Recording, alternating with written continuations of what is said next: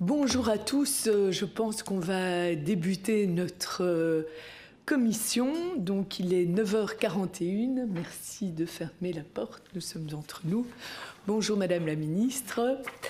Alors, deux petites informations de service avant de commencer. C'est que Madame la Ministre, je crois que vous devez nous quitter déjà à 11h, contrairement à ce qui était inscrit à l'heure du jour.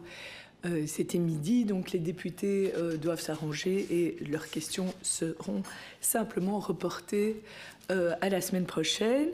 Alors, Monsieur Thémis, vous êtes le premier interpellant et vous souhaitez poser vos deux questions l'une à la suite de l'autre. Et donc, vous avez un accord des autres députés.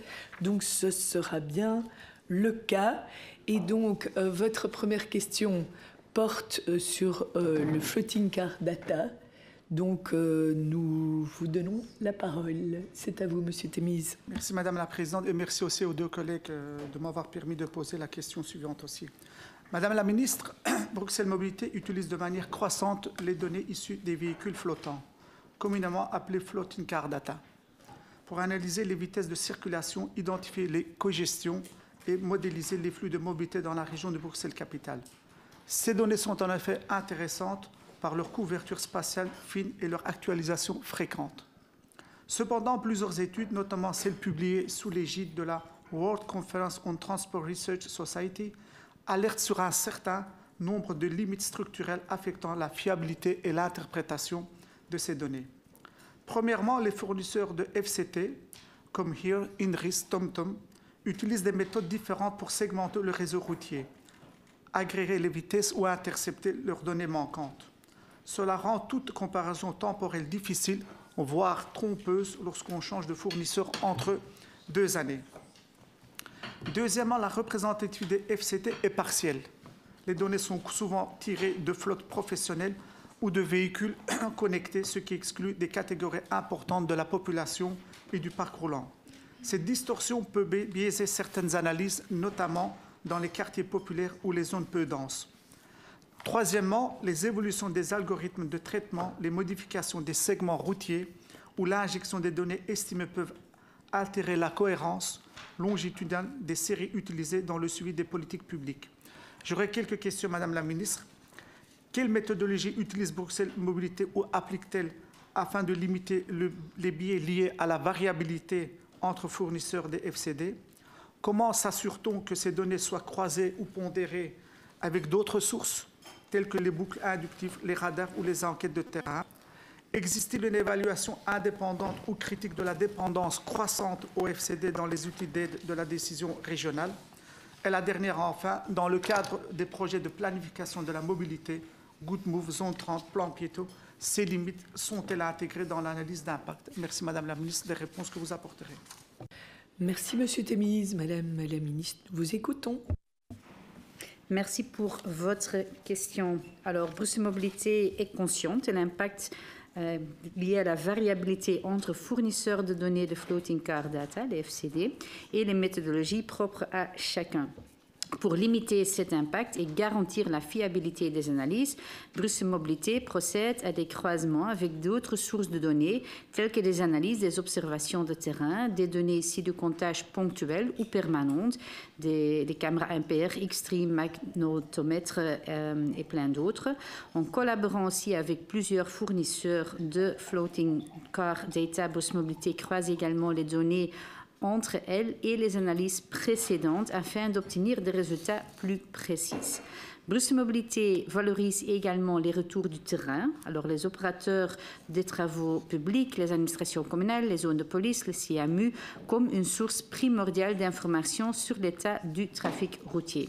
Les données qualitatives et quantitatives transmises par ces acteurs de la mobilité nous sont essentielles pour ajouter et affiner des mesures récoltées via les floating car data. L'usage de différentes sources permet de couvrir une grande diversité de profils d'usagers et de types de trajets. Les données de FCD ne sont pas que des données voitures, car toute personne disposant d'un smartphone peut être considérée comme un émetteur de données de mobilité pour les fournisseurs de FCD. Par exemple, Google Maps, un grand producteur des données FCD, dispose du mode voiture, vélo, piéton, transport en commun dans son application. Les données FCD sont principalement utilisées comme indicateurs de vitesse et dans une moindre mesure comme indicateur de volume.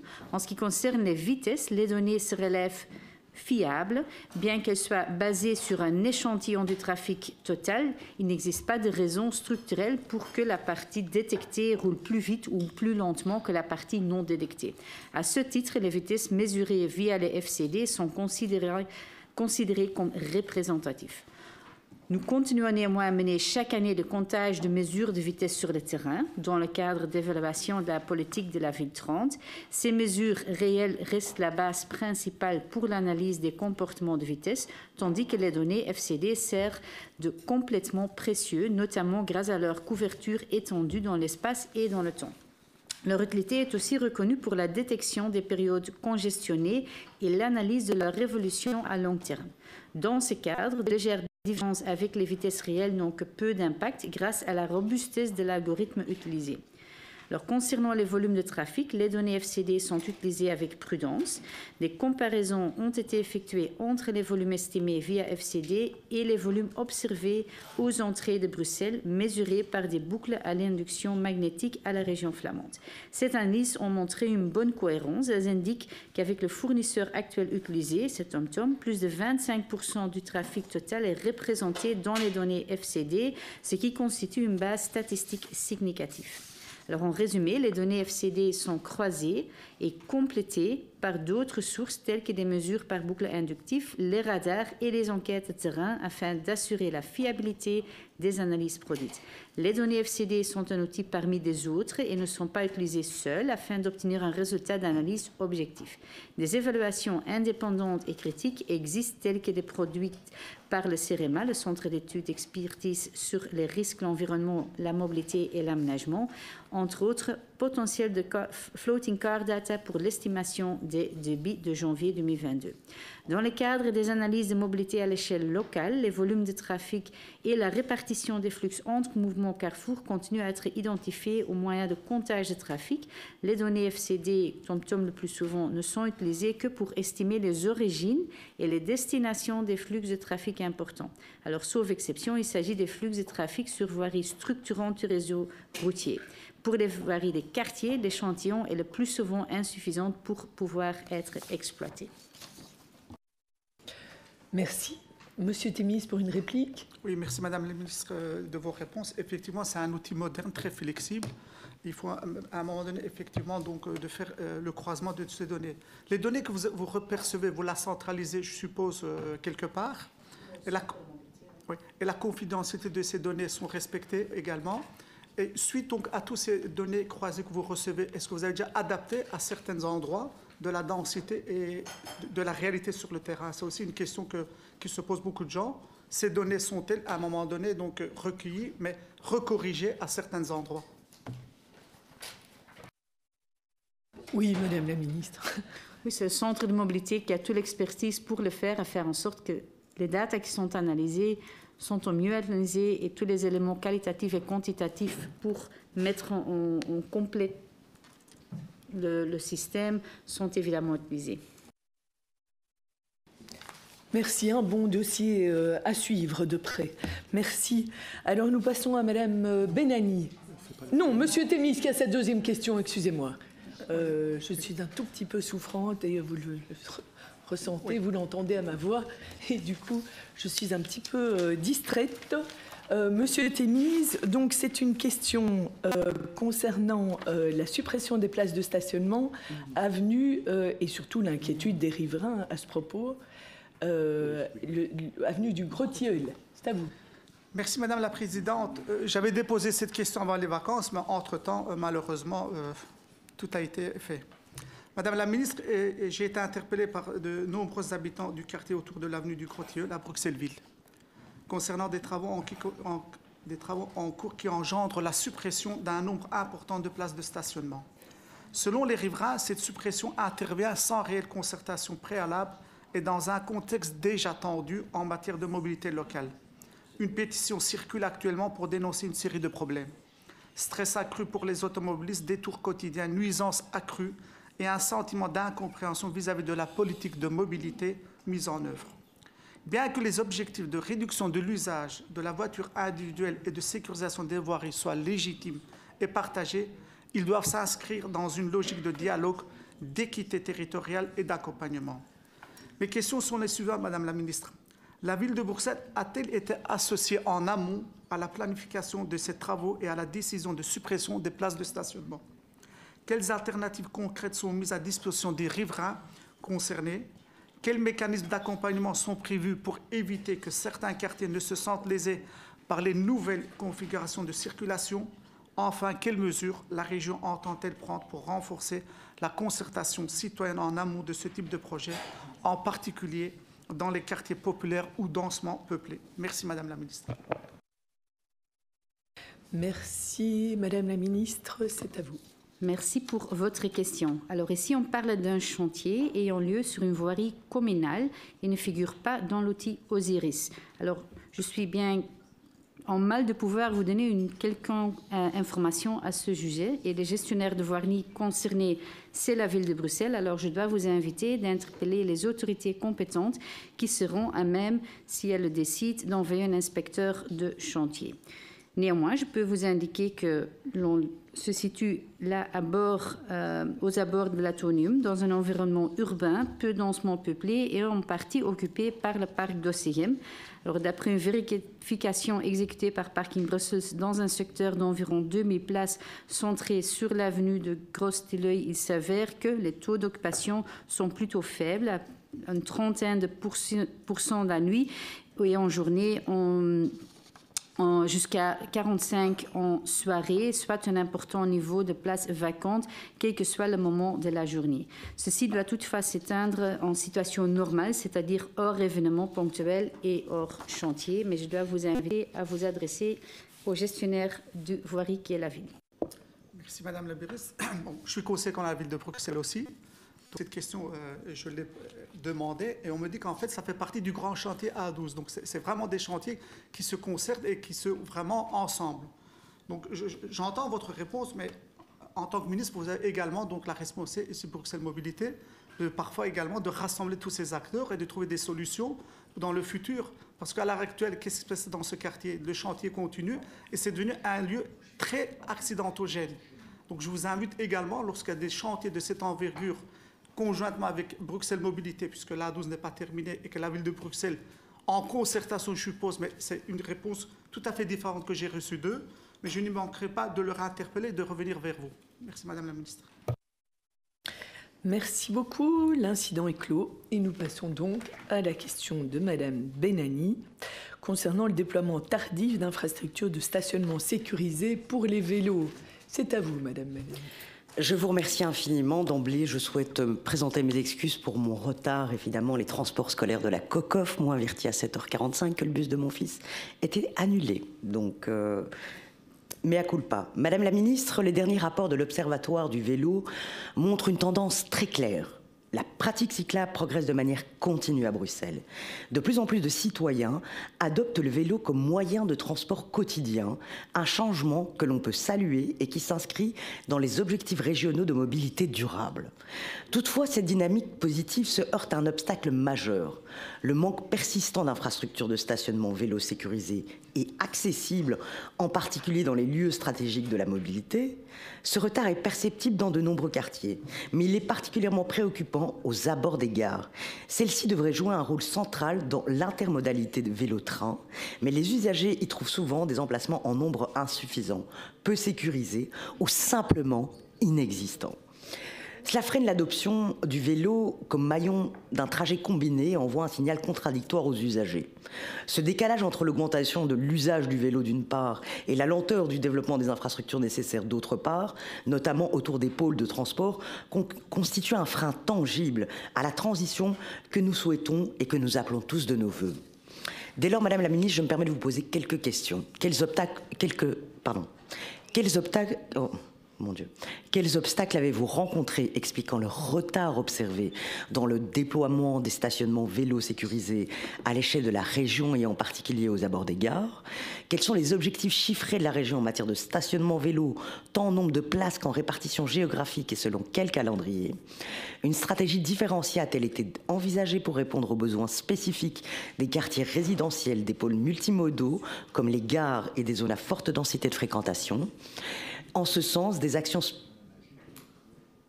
spécifiques ont-elles été mises en place pour renforcer la capacité, la sécurité, la visibilité du stationnement vélo autour des principales gares bruxelloises en partenariat avec la SNCB, la STIB et les communes concernées? Enfin, quel levier la région mobilise-t-elle pour garantir une meilleure coordination entre les différents acteurs publics et privés afin d'accélérer le déploiement de ces infrastructures essentielles à une mobilité intégrée et durable? Je vous remercie d'avance pour vos réponses. Merci, Madame la Ministre. Nous sommes tout oui. Merci pour votre question. Alors, les ambitions de la région quant au déploiement de stationnements sécurisés pour les vélos sont reprises dans le Master Plan Stationnement Vélo adopté par le gouvernement en 2021. Ce plan a identifié les besoins et les objectifs et a également clarifié les différentes tâches des autorités publiques chargées du stationnement vélo sécurisé. Parking Brussels, et dans les faits son équipe cycloparking, y est désigné comme opérateur de référence pour le stationnement vélo en région. Le plan est disponible sur le site de Bruxelles Mobilité. L'horizon de sa mise en œuvre est de 2030. Le plan se base sur une étude dont les recommandations sont chiffrées et également disponibles en ligne. La stratégie reprise dans le Master Plan Stationnement Vélo est effectivement différente entre les différents besoins, qu'ils soient liés à la fonction résidentielle, au pôle multimodaux, au pôle commercial ou encore aux équipements publics. Par exemple, pour les quartiers résidentiels dont les riverains concernent 90% des demandes en attente sur plateforme cycloparking, la priorité est de mutualiser les espaces non utilisés dans le bâti existant et, quand ce n'est pas possible, déployer des dispositifs de type box de vélo en voirie. Et tout ça au plus proche du domicile, c'est-à-dire c'est maximum 120 mètres. Les objectifs chiffrés ont été repris dans les contrats de gestion de Parking Brussels et de la STIB.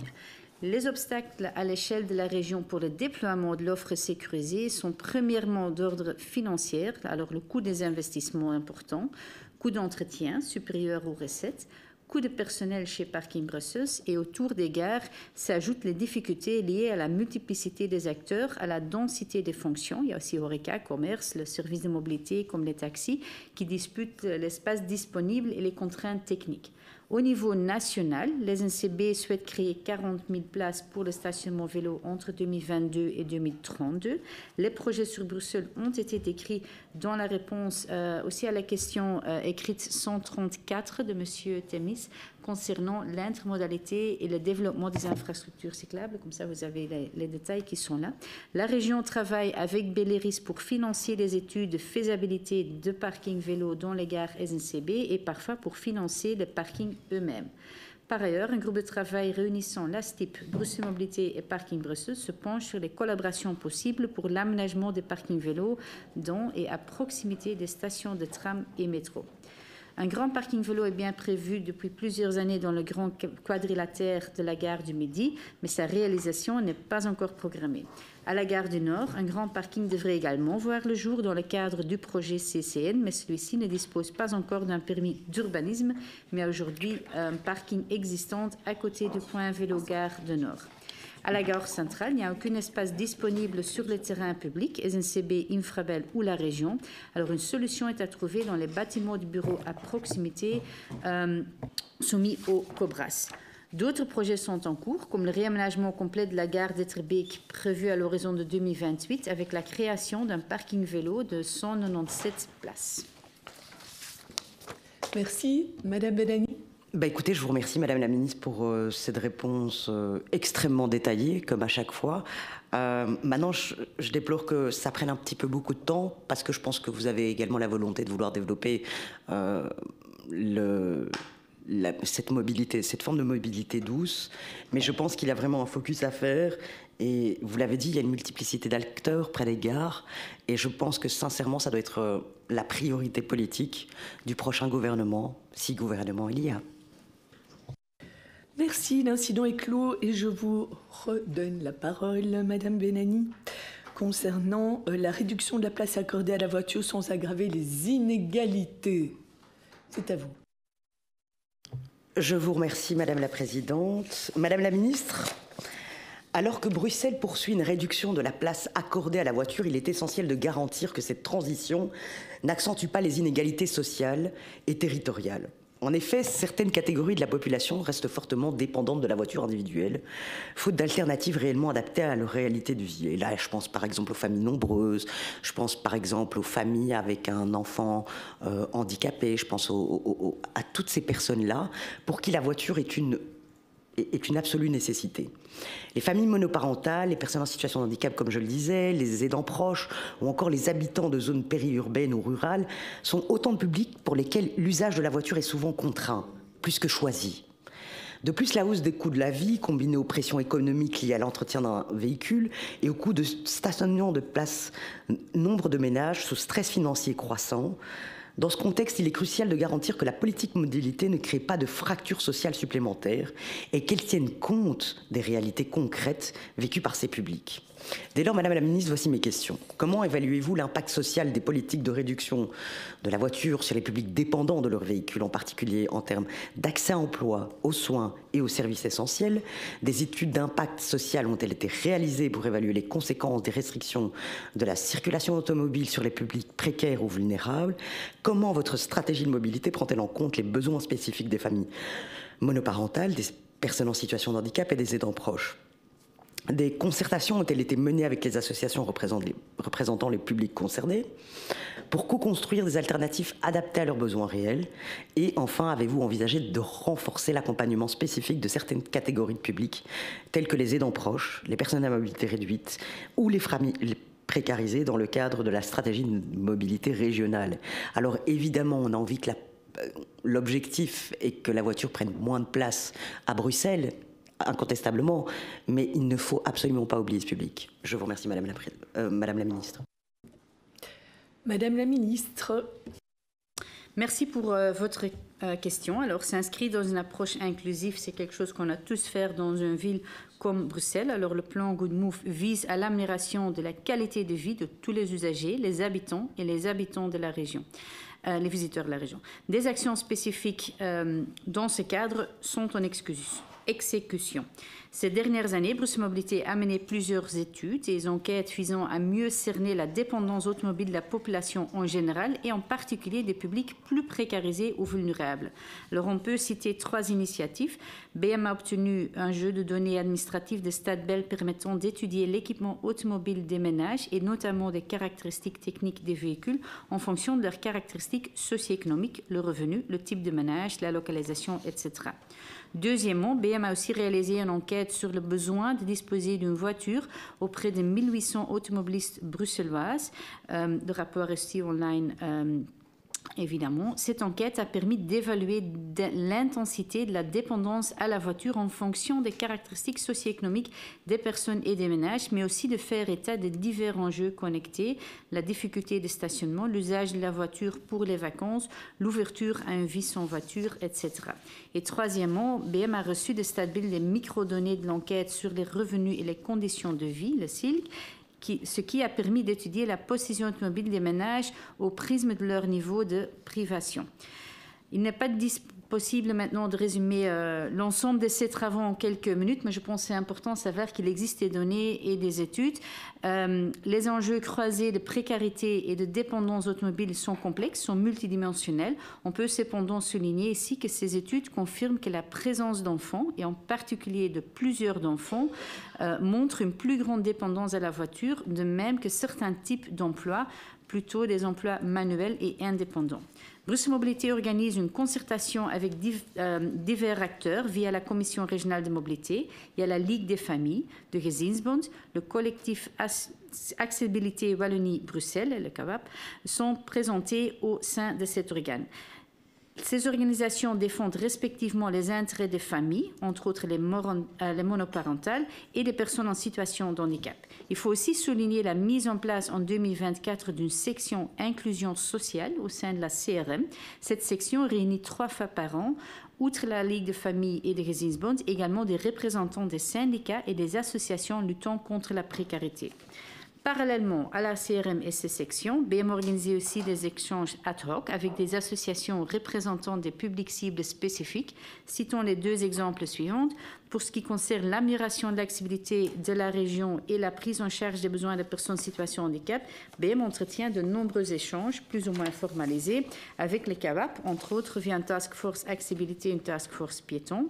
Et pour ce qui concerne l'autopartage, Bruxelles Environnement et Bruxelles Mobilité ont organisé différents groupes de travail avec des représentants de la société civile en vue de définir la stratégie pour faciliter l'accès à ce type de services pour des personnes en situation de handicap, pour des personnes disposant de faibles revenus ou pour des ménages comptant 1 ou plusieurs enfants. Ça, c'est le 2e paquet. BM a aussi renforcé la prise en charge des enjeux sociaux dans la mise en œuvre de la politique de mobilité, lors de renforcement des connaissances sur le sujet avec des études, le renforcement de la concertation, comme j'en ai parlé, mais aussi la prise en fonction en 2023 d'une personne qui est chargée de suivi de la thématique de la précarité du transport au sein du service planification de Bruxelles Mobilité. Vervoersarmoede is het in het Nederlands. Je trouve que la traduction en français n'est pas si bien qu'en français. Dus je trouve que cet élément de vervoersarmoede mérite d'être bien traduit en français, mais ça c'est un autre élément. Il y a aussi les Green Deal Inclusive Car Sharing, porté conjointement par BM et Bruxelles Environnement, qui a pour but de rendre l'autopartage plus accessible, mise en place d'un groupe de travail mobilité et inclusion avec les communes et les CPAS pour travailler à une meilleure prise de compte de la mobilité dans l'accompagnement des publics vulnérables sociaux. Je vais tout à l'heure sur une autre question aussi répondre sur tout ce qu'on fait sur vélo solidaire, c'est qui est rendre accessible le vélo pour des familles plus précarisées. Et il y a plein d'autres initiatives, je pense, qui méritent à être nommées. Sur cette base, BM a pu intégrer des enjeux sociaux au cœur des recommandations qu'elle a formulées à la fin de 2024 pour la poursuite de la mise en place de la plan régional de mobilité. Madame Bellani. Je vous remercie, Madame la Présidente. Je vous avoue, Madame la Ministre, que réduire la voiture sans creuser les inégalités sociales pour les familles précarisées, pour les familles nombreuses, pour les familles monoparentales et pour les personnes en situation de handicap et les aidants proches, vous nous avez explicité tout ce que vous avez fait. Mais concrètement, ce n'est pas perceptible sur le terrain. Vous avez évidemment avancé le plan Good Move qui, malheureusement, a amené à cliver la population. Je pense sincèrement que, même si l'intention était louable à la base, il a échoué dans son objectif d'intégrer la multimodalité et surtout de faire en sorte que les gens s'approprient ce plan comme étant finalement un plan de développement de la ville. En raison d'un défaut de participation. Mais moi, je n'entends pas concrètement comment les personnes en situation de handicap pourraient bénéficier, dans ces perspectives-là, d'une amélioration de leur prise en charge. Comment les aidants proches qui doivent faire le tour des hôpitaux à Bruxelles, comment les familles qui ont peu de revenus, mais qui n'ont pas d'autre choix que d'avoir une seule voiture parce qu'ils ont 5 enfants, qui doivent amener dans 2-3 écoles différentes. Je n'arrive pas à percevoir, au travers de toutes les initiatives que vous avez menées, une véritable prise de conscience de leur précarité et de finalement l'inégalité sociale à la voiture. Et enfin, la question des voitures partagées, on peut en parler. Les voitures partagées ne sont pas façonnées pour les familles nombreuses. Et à maximum, on est 4 dedans. Si vous avez 5 gosses, vous les mettez où? Dans le toit ou dans le coffre? Il faut le choisir. Oui. Et ne parlons même pas de la problématique des sièges auto en plus.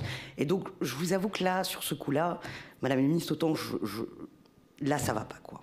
Ça va pas parce qu'il y a toute une partie de la population, les plus fragilisés, ceux auxquels on ne pense jamais, qui est complètement exclu. Et pour eux, la voiture, c'est pas juste un choix. C'est pas un choix. c'est une absolue nécessité. Ils n'ont pas la possibilité de mettre leurs 5 gosses dans les vélos cargo. Ils n'ont pas la possibilité de faire leurs courses dans les vélos cargo. Quand on a un enfant porteur d'handicap, et je suis extrêmement bien placée pour le dire, quand vous devez faire des allers-retours dans des hôpitaux, quand vous devez faire, quand vous êtes averti par la COCOF à 7h43 du matin, que vous devez l'emmener à l'école. Enfin, voilà, je suis désolée, mais là, ça ne va pas.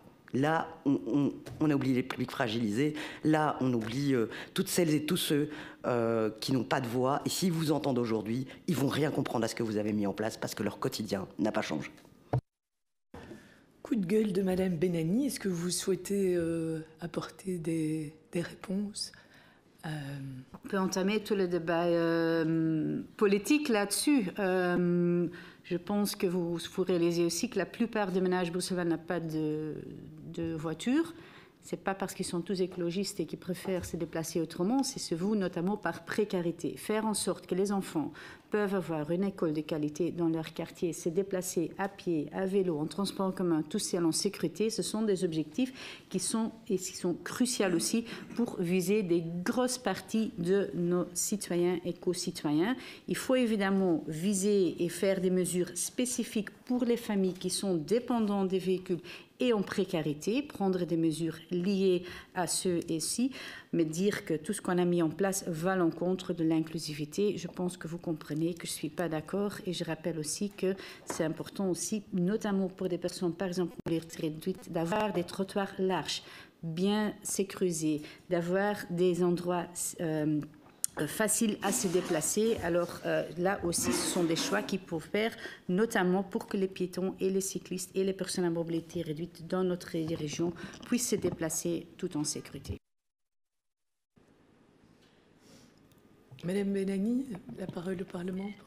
Moi, je ne partage pas votre point de vue. C'est-à-dire que oui, effectivement, vous avez fait des efforts sur les aménagements de voirie, etc. Mais j'ai l'impression que dans la perspective du plan mobilité que vous avez développé, finalement de la politique de la mobilité que vous avez développée, les précarisés, les aidants proches, les familles monoparentales, les familles nombreuses ont été mises de côté. Et je suis désolée, c'est perceptible, c'est eux qui le disent. S'ils nous entendent, ils vont vous dire oui. Effectivement, on a l'impression d'être mis de côté. Et aujourd'hui, on ne peut pas oublier ces publics. On ne peut pas créer 2 Bruxelles. C'est pas possible. Alors oui, vous avez raison, la plupart des ménages n'ont pas nécessairement de voiture, mais quand vous n'avez pas d'autre choix que d'avoir une voiture, parce que vous avez 5 gosses, que vous devez les emmener à l'école, et qui, en fait, ils vont pas tous dans la même école, parce qu'il y en a un qui a un petit souci, et qui préfère aller dans une école type Montessori, et que l'autre doit aller dans une autre école, parce qu'en fait, le décret inscription fait qu'en fait, il doit aller en humanité dans telle école. C'est un peu compliqué. C'est ça la réalité des Bruxellois. Merci, l'incident est clos et vous gardez la parole, Madame Benani, concernant la mobilité comme facteur de perte d'attractivité économique à Bruxelles. C'est à vous. Madame la ministre, de nombreux signaux relayés, tant par les acteurs économiques que par les usagers du territoire, pointent une perte d'attractivité progressive de Bruxelles, en particulier pour les travailleurs, les navetteurs et les entreprises. En effet, selon Stadbel, entre 2018 et 2023, la région bruxelloise a observé un solde migratoire net négatif en termes d'entreprises, avec un nombre supérieur de départs vers d'autres régions du pays par rapport aux arrivées. L'un des facteurs déterminants semble être la dégradation des conditions d'accessibilité à la capitale. En effet, la démultiplication des chantiers, parfois mal coordonnés, ainsi que la complexification générale des itinéraires d'accès, qu'ils soient routiers ou intermodaux, contribuent à un sentiment croissant de découragement chez de nombreux usagers. À cela s'ajoute une gestion parfois incohérente des infrastructures de stationnement, des parkings partagés restent largement sous-utilisés, faute de connexion efficace ou de communication adéquate, tandis que d'autres zones connaissent une situation chronique, comme à Delta. Ces éléments nuisent non seulement à la fluidité des déplacements, mais aussi à l'image de Bruxelles comme centre économique dynamique, accessible et attractif. Dès lors, Madame la Ministre, voici mes questions. La région dispose-t-elle d'un diagnostic global et actualisé sur l'impact économique des problèmes d'accessibilité pour les entreprises et les travailleurs actifs sur son territoire? Quelles mesures avez-vous mises en place pour répondre à ces défis, améliorer la coordination des chantiers en cours et limiter leur impact cumulatif sur l'accessibilité de la ville? Enfin, existe-t-il un plan d'optimisation ou de révision de l'usage des parkings partagés afin d'en garantir une meilleure efficacité? Je vous remercie d'avance pour vos réponses. Madame la Ministre. Alors, évidemment, les secteurs économiques à Bruxelles ont subi des crises respectifs, dépendant, c'est différent en fonction de quel secteur économique, mais qu'on a connu des grosses crises, des difficultés. Évidemment, c'est une réalité. L'impact de la mobilité sur l'économie est aussi là. Le coût économique des embouteillages au échelon national sont gigantesques, alors y agir, c'est crucial. Je pense qu'il faut quand même faire en sorte veiller à faire en sorte que d'isoler l'impact de la mobilité sur les acteurs économiques, ceux-ci étant simultanément affectés par les autres changements ces dernières années, tels que la crise sanitaire, les heures de télétravail, l'inflation, l'évaluation des modes de vie, les incertitudes géopolitiques influencent aussi les prix de l'énergie et les chaînes d'approvisionnement. Alors, je pense qu'il faut faire attention à tous ces éléments et l'intersectionnalité.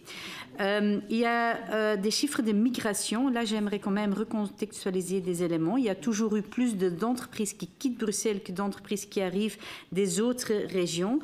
C'est le propre d'une région capitale qui constitue un vivier de création d'entreprises qui, à un moment de leur existence, peuvent grandir, avoir éventuellement besoin d'espaces plus adaptés à leur croissance, car il y a, par exemple, souvent un manque d'espace productif adapté à Bruxelles.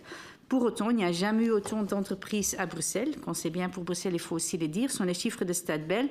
En résumé, entre 2019 et 2022, il y avait 6,7% d'augmentation du nombre global d'entreprises à Bruxelles, malgré les crises. Un autre indicateur est la création d'entreprises. Alors, entre 2019 et 2023, il y a 12 000 créations par an, aussi malgré le Covid et crise énergétique. Alors, entre 2009 et 2018, il y avait environ 10 500 créations par an. Je pense que ça dit quelque chose sur la créativité et sur l'entrepreneuriat dans notre région. En fait, l'étude d'incidence du plan régional de mobilité démontrait déjà l'inaction sera bien pire pour l'activité de notre région. Alors, ne rien faire va évidemment aussi faire en sorte que la situation s'aggrave et ne se améliore pas. Des récentes études de l'IPSA ne nous indique pas le lien direct avec la mise en œuvre du plan régional de mobilité, ni d'ailleurs des localisations plus importantes de ces dernières années. Je ne vais pas dire qu'il n'y a aucune entreprise qui est délocalisée à cause des mesures de mobilité, mais lié tout à cela est, selon moi, un peu trop. Bruxelles Mobilité reste évidemment attentif à l'impact économique de ces projets, surtout quand il y a un chantier. Un chantier a un impact, surtout pour une entreprise petite et locale. Le plan régional de mobilité vise un équilibre entre une performance économique, une qualité de vie, le respect pour l'environnement, en garantissant un cadre de vie sain et des emplois durables. Les données de Bruxelles Mobilité n'indiquent pas une diminution globale de l'accessibilité de la région. L'indicateur de congestion, qui est basé sur 25 itinéraires représentatifs, montre une stabilité depuis plusieurs années, bien que les variations saisonnières subsistent. L'accessibilité en transport en commun s'est renforcée grâce à l'amélioration continue de l'offre de la STIP et l'extension du réseau SNCB. Par ailleurs, les infrastructures cyclables et les connexions avec la périphérie ont été significativement renforcées.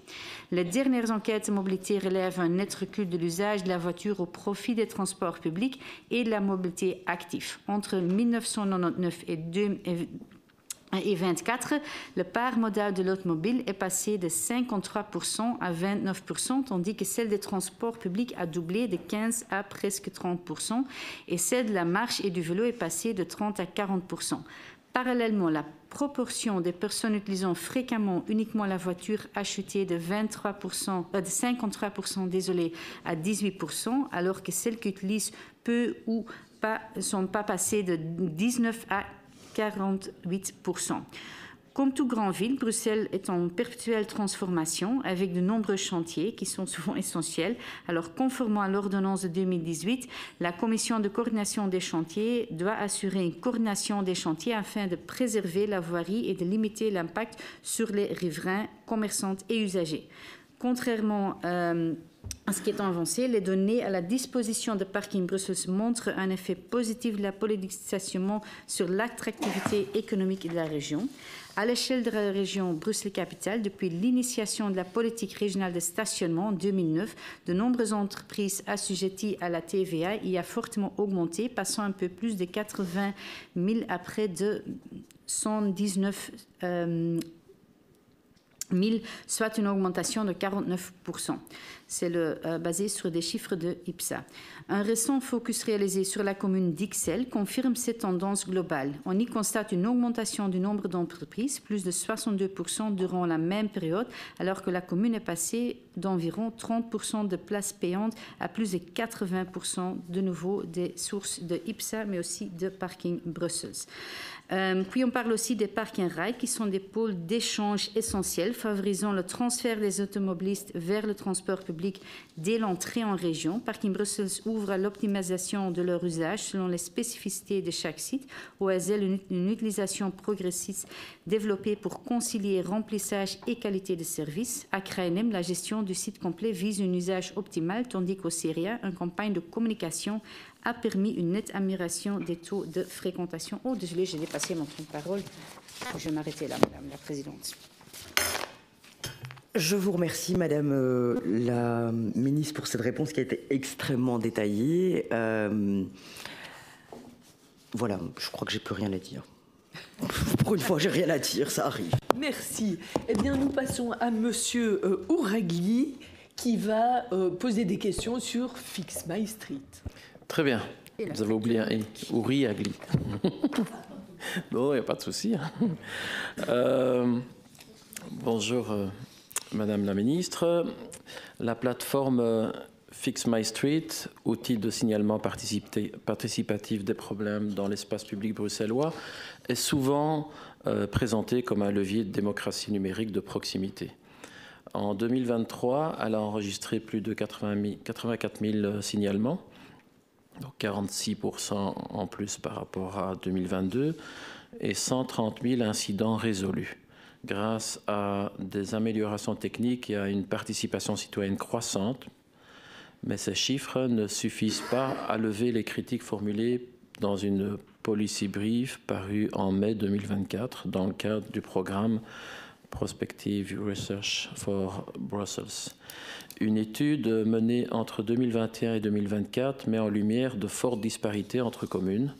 Certaines, comme Ixelles, Etterbeek ou Oluwe-Saint-Pierre, intègrent pleinement la plateforme avec un traitement structuré des signalements, tandis que d'autres, comme Molenbeek, Anderlecht ou Schaerbeek, restent en retrait, révélant un besoin clair de coordination régionale et de soutien différencié. Par ailleurs, les usagers les plus actifs proviennent majoritairement de milieux à haut capital numérique et socio-économique, ce qui limite la représentativité des signalements et peut biaiser les décisions publiques. L'étude souligne aussi que Fix My Street ne constitue pas une base de données neutre ni structurée pour l'analyse urbaine. Les données y sont biaisées, peu interopérables et parfois non conformes aux règles de protection de la vie privée. Exemple, des photos non floutées. Elle recommande de développer une infrastructure régionale distincte dédiée à une gestion plus rigoureuse et éthique des données citoyennes. Dans ce contexte, je souhaiterais vous poser les questions suivantes. Depuis la parution du rapport PUL Mobile en mai 2024, quelles initiatives avez-vous engagées pour renforcer la coordination intercommunale autour de Fix My Street? Quelles mesures concrètes sont prévues pour réduire les disparités entre communes dans l'usage de la plateforme et la communication vers les citoyens? Face au constat de biais socio-démographiques dans l'usage de la plateforme, quelles actions avez-vous engagées pour en améliorer l'inclusivité? Des modes de signalement alternatifs, campagnes ciblées ou dispositifs d'accompagnement numérique ont-ils été mis en œuvre pour toucher les publics éloignés? L'étude alerte sur la présence récurrente de données personnelles dans les signalements, visage, plaques, etc., publiés par Fix My Street. Quelles mesures avez-vous prises pour renforcer les outils de modération, protéger les données sensibles et clarifier les règles d'usage à destination des citoyens? L'étude souligne que Fix My Street ne peut à elle seule constituer une base de données fiable pour la planification urbaine en raison de biais structurels et d'un manque de représentativité. Travaillez-vous à la création d'une infrastructure régionale de gestion des données urbaines distinctes?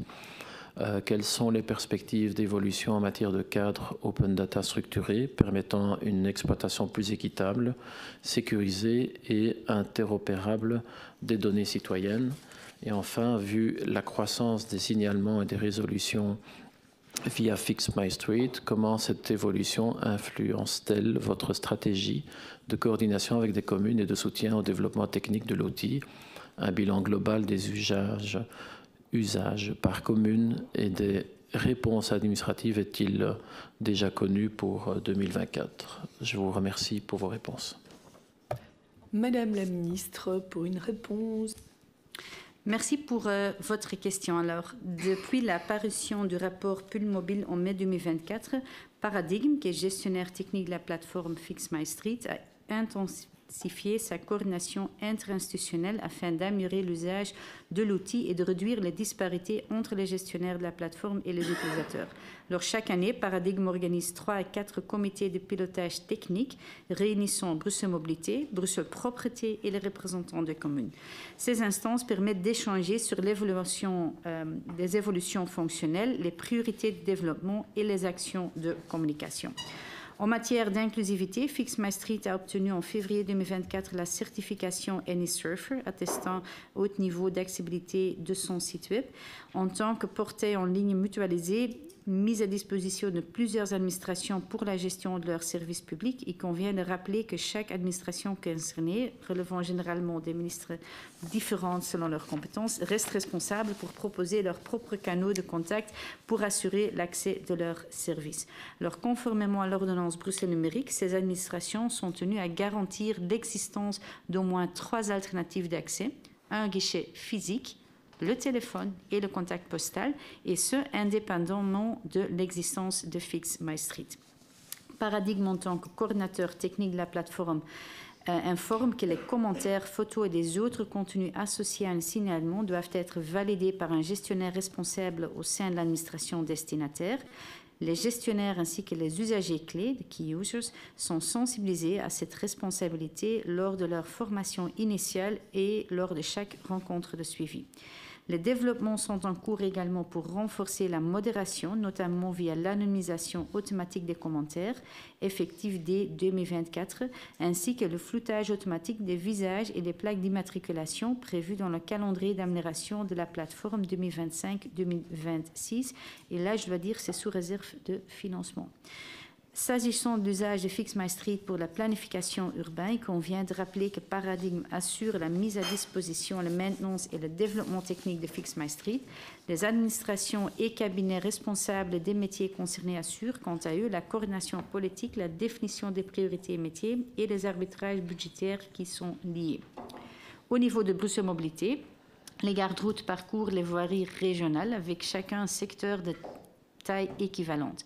Ce sont les professionnels formés à signaler des avaries dans l'espace public. Cela permet d'apporter également des incidents dans les communes avec une plus faible participation citoyenne.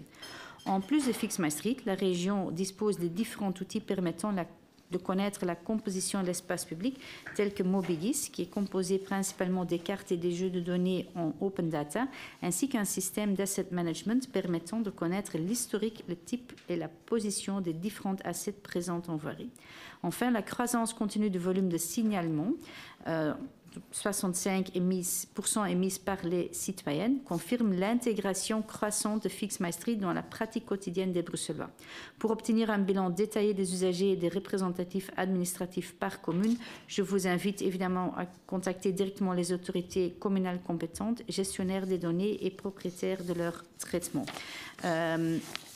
Je pense qu'il y a aussi plein de chiffres qui sont disponibles dans plusieurs questions écrites sur le nombre des plaintes soumises sur Fix My Street, l'évolution de timing de résoudre ou de répondre aux problèmes via plusieurs collègues au Parlement. Merci, Monsieur Ouri Agli. Oui, voilà, Ouri, on peut s'arrêter là. Merci, je vous remercie. Je remercie la ministre pour ses réponses. Je note avec attention que les éléments apportés qui témoignent d'une volonté d'adapter nos outils aux enjeux contemporains. Toutefois, les dynamiques observées sur le terrain nous rappellent que la technologie, si elle n'est pas pensée avec et pour l'ensemble des citoyens, peut aussi reproduire ou accentuer les inégalités existantes. C'est donc un engagement de long terme qui est requis, celui d'une gouvernance numérique réellement inclusive, équilibrée, respectueuse des droits fondamentaux. À ce titre, je resterai vigilant à la mise en œuvre concrète des orientations annoncées. Merci. Merci. L'incident est clos et nous allons passer à la question orale de Madame Agic. Malheureusement, Monsieur Offlou ne peut pas nous rejoindre. Il a demandé de l'excuser. Donc, vous allez interpeller sur le tram 15. Oui, merci Madame la Présidente. Et j'aurais avec plaisir accepté de déplacer cette question, mais ayant un conseil communal à Gênes ce soir, je trouve ça important de pouvoir entendre déjà la ministre ce matin. Alors, effectivement, Madame la Ministre, je souhaitais revenir sur le dossier du tram 15 suite au début de l'enquête publique sur le projet de cette nouvelle ligne de tram entre l'avenue Belgica et la gare du Nord. Alors, évidemment, entre le dépôt de cette question, les vacances sont passées et donc l'enquête est aujourd'hui clôturée. Et alors, avant même d'aborder finalement le fond, je tiens d'abord à dénoncer le calendrier choisi pour cette consultation. L'enquête publique se clôturait le 3 juillet et la réunion de la commission de concertation était fixée le 16 juillet en pleine période de vacances scolaires. Dans de telles conditions, comment garantir une réelle participation citoyenne, notamment de la part des publics les plus concernés, souvent moins disponibles ou moins informés durant cette période?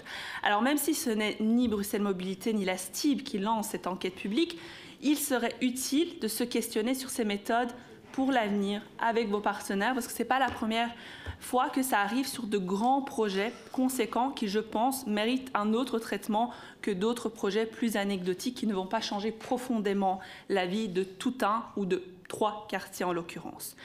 Par contre, Bruxelles Mobilité était bien en charge d'organiser des consultations citoyennes dans les différents quartiers concernés.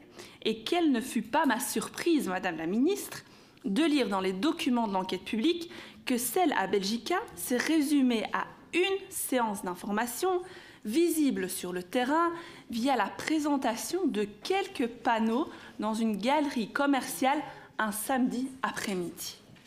Certes, 70 personnes se seraient arrêtées pour lire et échanger quelques mots.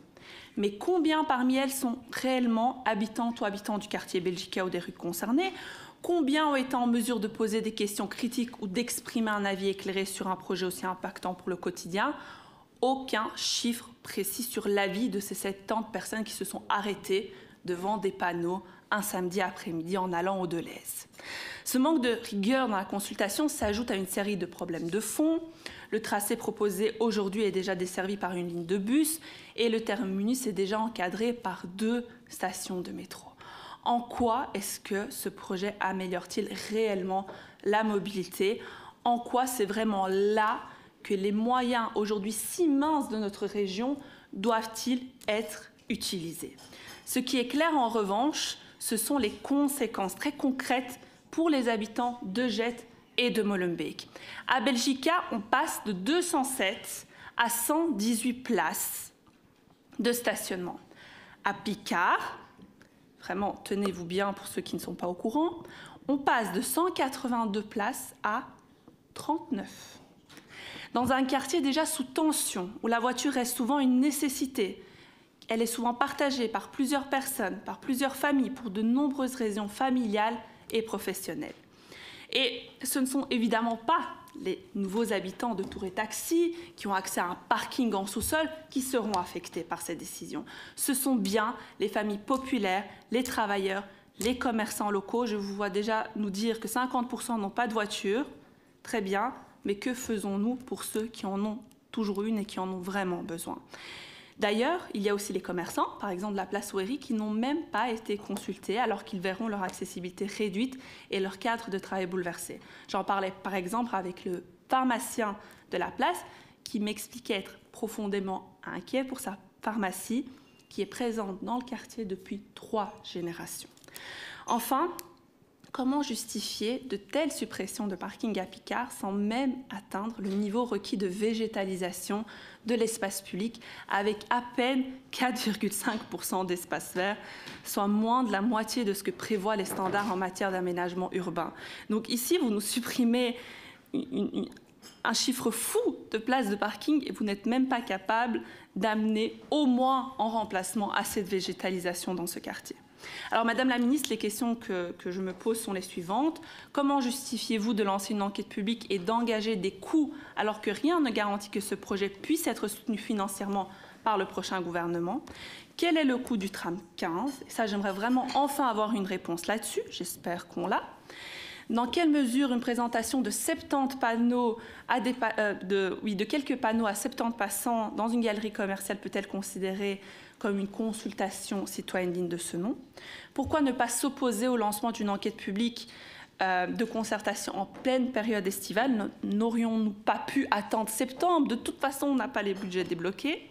Quelles alternatives de stationnement sont-elles prévues pour les habitants et les commerçants concernés? Et enfin, pourquoi les commerçants de la place Wéry n'ont-ils pas été associés en amont au projet? Je vous remercie d'avance pour, je l'espère, toutes vos réponses. Madame la ministre, nous vous écoutons. Merci. Je souhaite commencer par quelques remarques sur le fond et la légitimité du projet. Alors, s'il figure à l'agenda depuis plusieurs législatures, il est solidement ancré dans les plans de mobilité régionaux ainsi que dans les contrats de service public. C'est évidemment pas sans raison. Toutes les études réalisées ont systématiquement confirmé la pertinence de cette nouvelle liaison. Pour la petite histoire, les discussions autour de la passerelle Suzanne-Daniel, amorcées autour des années 2000, quand Josh Chabert était ministre de la Mobilité, avaient déjà cette connexion pour l'un de leurs principaux objectifs. Et Madame Agic, je vous ai entendu remettre en question l'intérêt du projet sur le plan de mobilité au motif que le tracé est aujourd'hui, je vous citais, desservi par une ligne de bus et le terminus est encadré par 2 stations de métro. C'est exact. Mais il en allait de même pour le tracé de l'actuel tram 9. Ceci était déjà servi par la même ligne de bus 14 et ces terminus, Simonis et Rabourdouin, étaient également des stations de métro qui, plus est directement reliées, contrairement à Belgica et Gare du Nord. Et en tant que jettoise, je pense que vous êtes bien placé pour constater le succès énorme qu'a rencontré cette nouvelle ligne. Sa légitimité aujourd'hui ne fait plus débat. La connexion entre Belgica et les gares du Nord ne constituera d'ailleurs pas d'une petite ligne isolée de 2 km. Elle représente la première étape d'un projet bien plus ambitieux, celui d'un grand axe tram diagonal traversant la région de nord-ouest au sud-est. Depuis de nombreuses années, la région et la STIP nourrissent l'ambition de développer cet axe structurant inscrit dans différents documents de planification tels que le plan directeur tram. Cette connexion permettra une liaison de transport public capacitaire depuis Jette vers les quartiers maritimes avant de se prolonger vers les quartiers nord, l'hypercentre et potentiellement jusqu'au sud-est de la région via la gare centrale. Un prolongement étudié existe d'ailleurs déjà à travers un projet de tramification de la ligne 95. Cette amélioration de la desserte se justifie pleinement par la croissance de la demande en mobilité dans ces quartiers denses et en expansion.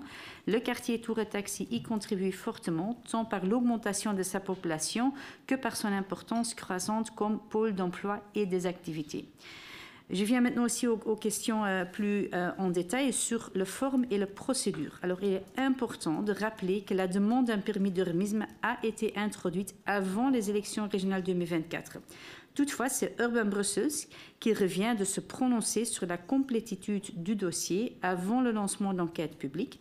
Le dossier a été officiellement déclaré complet le 19 mai 2025. Durant l'année écoulée, le contenu du dossier n'a pas été modifié en substance.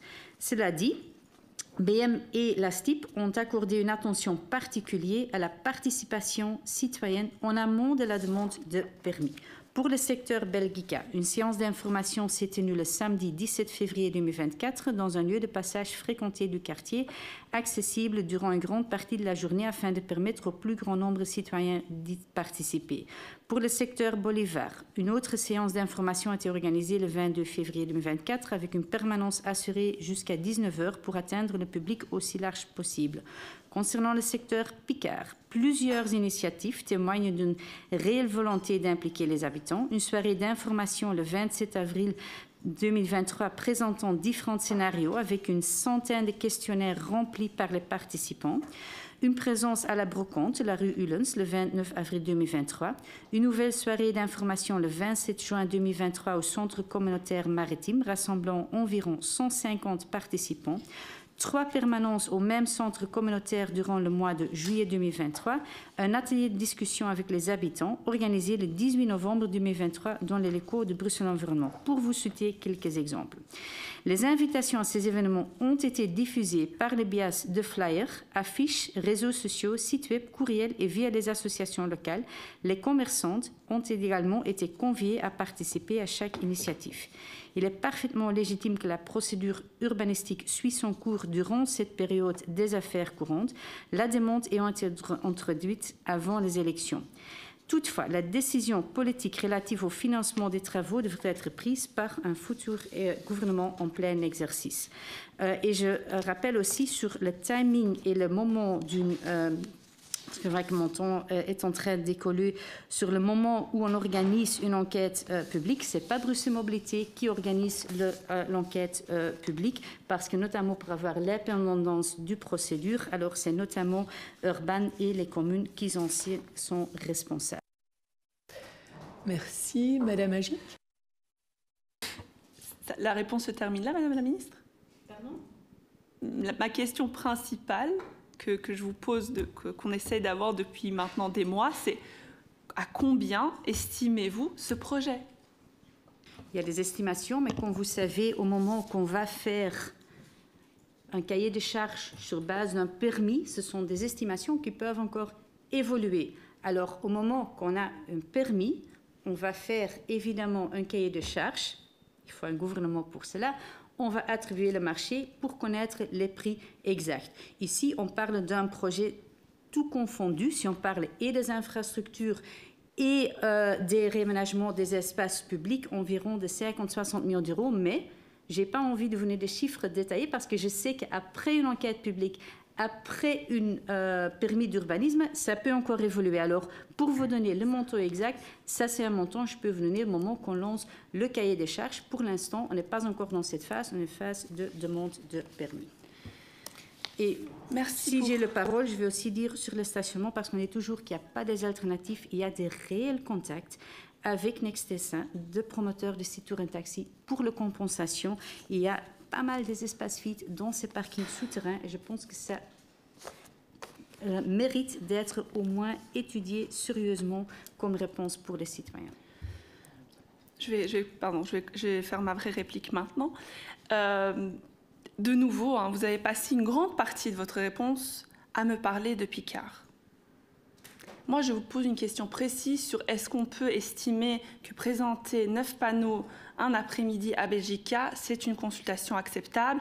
Vous me parlez de toutes ces consultations qui ont eu lieu à Picard. Je ne vous parlais pas de ça. Je ne vous parlais pas de ça. De nouveau, vous déviez l'attention, vous déviez le débat.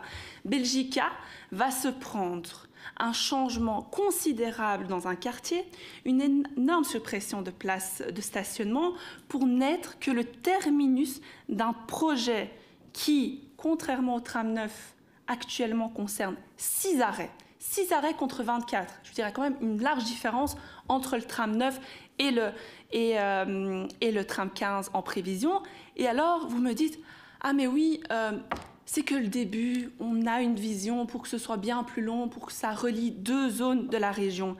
Mais Madame la Ministre, en même temps, vous me dites que c'est une idée qui a plus de 20 ans. Et quoi, on va attendre combien de temps pour vraiment relier ces 2 zones? Est-ce que mes petits-enfants connaîtront cette ligne terminée?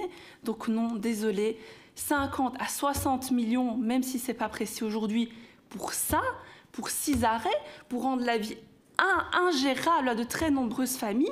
Enfin non, quoi, on a vraiment besoin de cet argent pour faire autre chose dans cette région. Je comprends pas comment est-ce qu'on peut être dans 2 réalités parallèles à ce niveau-là, vraiment.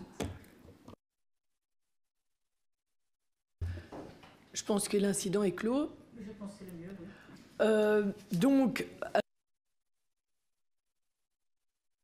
pardon. On va parler de l'ordre du jour parce que je vois le temps qui file. Il est 10h44. Madame Maison va bien entendu poser sa question, mais jusqu'où irons-nous? Je veux juste m'excuser pour vous donner les raisons. Il y a finalement des discussions au cadre de la formation qui sont en cours. Alors, c'est la raison pour laquelle j'ai demandé de pouvoir partir à 11h et je m'en excuse. Non, mais personne ne vous le reproche. Mais Mais par contre, il y a des députés qui ont fait le déplacement, qui sont là depuis le début de la commission. Et donc, est-ce qu'on peut encore imaginer la demande d'explication de Madame Benani par après, et même celle de Monsieur Commence? Madame la ministre, je m'adresse à vous. Donc, est-ce qu'on peut ajouter à la question orale de Madame Maison la demande d'explication de Madame Benani et celle de Monsieur Commence? Non, pas du tout, non. Donc il y a les comportements de déplacement et puis il y a le vent de rond-point Schumann. j'ai encore un quart d'heure. Alors... Bon, Ma question est très brève. Madame, Jeanne Maison. Merci Madame la Présidente. Madame la Ministre, c'est une question qui a été posée début juin, donc elle est, j'espère, pas tout à fait d'actualité. La commune d'Ixelles a annoncé la mise en place d'un nouveau système de stationnement permettant d'acheter des demi-journées de parking au tarif de 2,50 € via la plateforme régionale Parking Brussels. L'objectif affiché était de mieux répondre aux besoins de stationnement des visiteurs, en particulier des aides à domicile, indépendants ou membres de la famille, sans recourir à l'inscription comme visiteur résidentiel. Cette mesure peut a priori sembler pragmatique, mais elle soulève plusieurs questions de fond. D'après les informations disponibles, ce type de formule ne serait pas prévu par l'arrêté régional fixant les tarifs de stationnement. Celui-ci autorise bien l'octroi de vouchers visiteurs, mais uniquement à destination des ménages domiciliés dans la commune concernée et non des personnes extérieures. Dès lors, ce nouveau dispositif ne constitue-t-il pas un dévoiement du cadre juridique régional? Je m'interrogeais d'autant plus que cette affaire fait écho à une autre situation vécue dans une autre commune bruxelloise, en l'espèce à Schaerbeek. Il y a 2 ans, la commune avait introduit une demande pour permettre 2 heures gratuites de stationnement les mercredis et samedis, dans une logique d'accessibilité commerciale et de soutien à la vie locale. Cette mesure avait été acceptée par votre part, par un simple courrier, mais récemment, en février, vous aviez fait savoir que vous ne pouviez plus autoriser cette mesure en raison de l'absence d'un gouvernement de plein exercice. Vous aviez même évoqué la possibilité de réclamer un remboursement du manque à gagner à Parking Brussels. Alors, j'ai 2 questions, Madame la Ministre. La première, le système de demi-journée à 2,50 € mis en place à Ixelles a-t-il été validé par vos services ou par Parking Brussels? Et alors, une deuxième qui découle de la première, pourquoi une telle souplesse d'interprétation semble-t-elle admise dans le cas d'Ixelles alors qu'elle est refusée à Schaerbeek au point de menacer cette commune de sanctions financières? Ne faudrait-il pas faire preuve de cohérence dans le respect du cadre légal? Je vous remercie déjà pour les réponses que vous nous apporterez. Madame la Ministre. Alors, il y a une différence entre Ixelles et Schaerbeek, notamment selon ce qui est déjà prévu dans l'ordonnance. Alors, début juin, dans le cadre des mesures liées à son budget 2025, la commune d'Ixelles a annoncé des nouvelles mesures de stationnement. Il semble toutefois qu'il y ait eu malentendu sur cette nouveauté de ces mesures, parce qu'en effet, la mesure permettant aux Ixellois d'acheter des cartes visiteurs pour leurs invités est une mesure prévue par l'ordonnance stationnement de 6 juillet 2022. Alors, en effet, pour toutes les communes, aussi pour Schaerbeek, des dérogations aux redevances horaires et forfaitaires sont réglées par l'arrêté du 18 juillet 2013. Celui-ci prévoit une exception visant les proches et les visiteurs des riverains. Il s'agit de la carte dérogation visiteur prévue de l'article 90 à 92 de l'arrêté. Cette carte offre aux visiteurs des riverains un tarif plus intéressant que ceux à hors-rotateur via un droit de stationnement à 2,50 € minimum, le seuil étant fixé par les communes, leur permettant de stationner durant 4h30 et ce qu'à n'importe quel jour de la semaine. Nous partageons la volonté de la commune de faire faire promotion de cette mesure existante et parfois méconnue. Et la différence ici, elle est selon les tarifs prévus dans l'ordonnance. Ce que Scarbeck proposait était malheureusement pas, elle était tout gratuit. Alors c'est là la différence. Si Scarbeck veut prévoir la même chose, elle sera évidemment tout à fait en ordre avec les règles régionales. Et si d'autres mesures conformes ou non conformes d'ordonnance sont pointées, la commune sera appelée à terme à modifier son règlement, mais si la commune d'Ixelles travaille dans le cadre prévu de l'ordonnance. Madame Maison. Je vous remercie de cette clarification, Madame la Ministre. Donc, vous me confirmez bien que le système ixellois est conforme à l'ordonnance et que le système scarbecquois ne l'était pas parce qu'il prévoyait une gratuité de jours-semaine. Voilà. Je vous remercie. Merci beaucoup. Alors nous passons à la demande d'explication de Monsieur Geoffroy Commence concernant l'avenir du projet d'Auvent sur le rond-point Schumann. N'hésitez pas à me dire si vous souhaitez monter sur cette déo. Ah, Madame Benani est là. Waouh, un choix cornélien ici. Oui, parce que c'est l'une ou l'autre. Oui, oui, mais c'est parce que, Madame Benani, pour tout vous dire, c'est parce que c'est l'un ou l'autre. Parce que Madame la Ministre doit partir. Est-ce que dans votre grande mansuétude, est-ce que vous acceptez qu'on parle du Auvent de Schumann? Madame la Présidente. Madame la Présidente. Eh bien, on reporte simplement à la fois prochaine votre demande d'explication. Merci infiniment, Madame Benani. Parce que je crois que d'autres députés sont arrivés. En l'occurrence, je risque de décevoir Madame Benani parce que ce sera plutôt l'absence de Auvent pour le rond-point Schumann.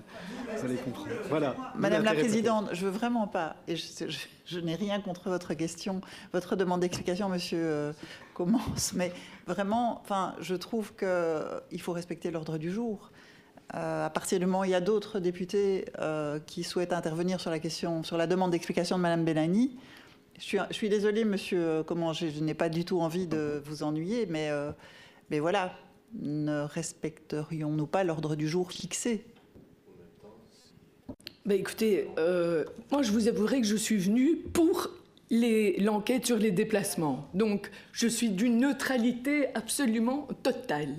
Mais ici, Madame Benani, dans sa grande mansuétude, permet que Monsieur Commence puisse poser sa question. Je vois d'autres députés qui sont venus pour cette demande d'explication-là aussi. Vous avez posé vous-même une question orale malgré tout. Donc voilà, je pense qu'il y a un consensus là-dessus. Pour être totalement honnête, je dois quelque chose à Monsieur Geoffroy Commence de Brachène, qui a bien voulu un jour me faire plaisir. Voilà. Voilà, si tout le monde est OK, j'ai pas de souci. Voilà. Monsieur Commence, vous avez la parole. Merci beaucoup à Madame Benani. Et elle ne me doit rien, je la rassure là-dessus. C'était avec grand plaisir. Je vais commencer d'emblée parce qu'il nous reste 8 minutes. Alors, Madame la Secrétaire d'État, depuis des années, le réaménagement du rond-point Schumann est présenté comme un projet structurant, emblématique du renouveau du quartier européen et de l'accueil que Bruxelles entend réserver aux institutions de l'Union européenne. Il s'agissait donc de transformer un nœud de circulation en un lieu de rencontre et de représentation à l'image des ambitions européennes, mais aussi de notre région. Au cœur de ce projet figurait un geste architectural fort, un auvent monumental, symbole d'ouverture et de modernité. Et pourtant, alors que les travaux de la première phase ont déjà connu des dépassements budgétaires significatifs, ce composant central du projet pourrait être tout simplement abandonné. L'information selon laquelle l'auvent pourrait être rayé du plan, faute de budget ou par manque d'accord politique, est inquiétant à plus d'un titre. Car ce qui devait être une requalification ambitieuse risque de se transformer en un projet tronqué, bâclé, voire inabouti. À l'image, hélas, d'autres grands projets urbanistiques régionaux, le chantier accuse un surcoût global de plus de 12 millions d'euros, dont 3,4 millions pour le seul auvent, tandis que des financements potentiels, comme l'avenant Belliris 15 ou les projets européens, restent sous-exploités ou mal articulés. Le gouvernement, en affaires courantes, semble paralysé. Pendant ce temps, les institutions se renvoient la balle et les citoyens, on a vu d'ailleurs la saga il y a quelques mois, puisque j'ai déposé cette question au mois de juin dernier, Donc pendant ce temps, les institutions se renvoient la balle et les citoyens, eux, observent une région qui semble davantage subir ces grands chantiers que les piloter. Il est donc impératif de clarifier les responsabilités, les options restantes, mais surtout la vision qui sous-tend cet aménagement. Ce n'est pas simplement une question de toit ou de forme, il s'agit du sérieux et de la crédibilité de la région dans sa capacité à planifier, financer et à livrer un projet d'envergure, voire peut-être de le requalifier. À ce titre, je souhaiterais donc vous poser les questions suivantes. Premièrement, confirmez-vous que le gouvernement bruxellois envisage sérieusement d'abandonner l'auvent du projet Schuman en raison des dépassements budgétaires? Deuxièmement, quelle est la position officielle du gouvernement quant à cet auvent? Un consensus existe-t-il à présent au sein de l'exécutif à ce sujet? Troisièmement, quelle est l'origine exacte du surcoût de 3,4 millions d'euros lié à cet auvent? Et était-il anticipé ou s'agit-il d'un défaut de planification initiale? Quatrièmement, quels sont les montants qui pourraient encore être mobilisés par Belliris, notamment par l'avenant 15? Et avez-vous reçu une réponse du ministre fédéral Bernard Quintin à ce sujet? Cinquièmement, la région a-t-elle officiellement sollicité une aide financière de la Commission européenne? Et si oui, sous quelles conditions? Sixièmement, quel risque juridique financier la région encourt-elle si l'auvent est abandonné à ce stade du marché public? Une indemnisation de l'adjudicataire est-elle possible ou probable? Septièmement, comment l'avis défavorable de la Commission Wallis Monuments et Sites semble-t-elle avoir été ignoré au stade de la conception? Ensuite, des alternatives plus sobres, tant esthétiques que budgétaires, à l'auvent ont-elles été envisagées? Et peut-on redéfinir un geste architectural cohérent mais financièrement viable? Et enfin, qu'avez-vous mis en place pour réévaluer la gouvernance des grands projets d'infrastructures urbaines en région bruxelloise afin d'éviter ce type d'impasse à l'avenir? D'avance, je vous remercie pour vos réponses. Merci beaucoup. Meneer Dijlen, u hebt het woord. Ja, dank u wel, mevrouw de voorzitter. En dank aan collega Comans de Brachin voor het zeer relevante en interessante de vraagstelling. Ik heb daar in het verleden ook al een aantal vragen over gesteld, maar het geeft me de mogelijkheid om nog een drietal bijkomende vragen te stellen. Ten eerste over de vergunning en het openbaar onderzoek. Mevrouw de minister heeft Urban Brussels aan Brussel Mobiliteit al officieel laten weten dat het schrappen van de luifel gevolgen heeft voor de bestaande vergunning. Zo ja, is een nieuwe vergunning of een wijziging vereist en komt er dan ook een nieuw openbaar onderzoek? En welke gevolgen heeft dit alles voor de uitvoering en de voorziene timing van de heraanleg? Dat voor wat betreft de vergunning en het openbaar onderzoek. Twee, in lijn ook met de vragen van collega Comans de Brachin, wat zijn de gevolgen van het schrappen van de luifel voor de aanbesteding en de contracten die zijn gesloten? Zijn er door het trage besluitvormingsproces, want de beslissing had eigenlijk al ten laatste in juli moeten vallen, nieuwe kosten ontstaan? En tot slot, derde vraag rond de Europese financiering. Kan het gewest nog bijkomend beroep doen op het RRF of Next Generation EU voor dit project? Wordt de timing van dit werken zo gepland dat de EU-middelen tijdig kunnen worden benut, namelijk uiterlijk eind 26? En hoe groot is het risico dat middelen verloren gaan door vertraging of wijziging van het project? Alvast bedankt voor uw antwoorden. Dank u wel. En nu, meneer Verstraeten, u hebt het woord. Ja, dank u wel, mevrouw de voorzitter, mevrouw de minister. Ik zou me graag aansluiten bij de terechte en interessante vragen van de collega's. Dit dossier werd ook voor de zomer al in de plenaire vergadering aangekaart. De situatie blijft helaas even onduidelijk, lijkt mij op dit moment.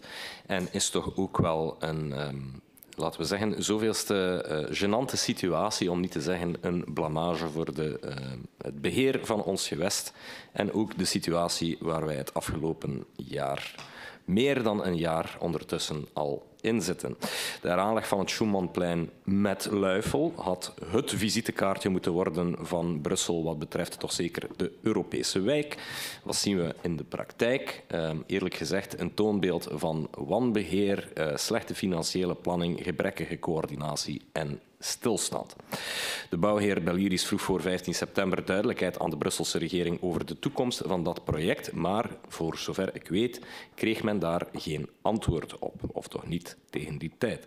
Kan u dat bevestigen of niet? De werken gaan intussen verder zonder luifel. lijkt mij dan. Klopt dat? Kan u dat hier bevestigen? Volgens wat we kunnen lezen of wat ik verneem, heeft zelfs de architect nog geen instructies gekregen. Althans, dat staat in het laatste Brus-artikel van eind augustus, waarbij mij ook weer de opmerking te binnen kwam dat dit eigenlijk gewoon allemaal niet echt serieus is voor een gewest dat zijn zaken op orde zou moeten hebben en die degelijk haar chantiers beheert. Het is niet het enige punt, maar het is het zoveelste. Vandaar heb ik de volgende vragen. 1. Hoe ziet u eigenlijk het verdere verloop? Zal die fameuze luifel er nu komen of niet? En hoe worden de resterende middelen vooral doelgericht ingezet? 2.